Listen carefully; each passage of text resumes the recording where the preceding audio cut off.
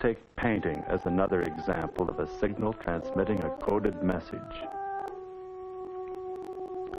Information source, mind and experience of painter.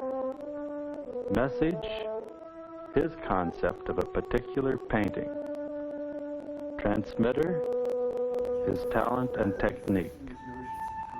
Signal, the painting itself. Receiver, all the eyes and nervous systems and previous conditionings of those who see the painting. Destination, their minds, their emotions, their experience.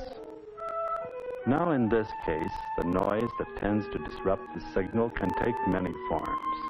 It can be the quality of the light, or the color of the light, or the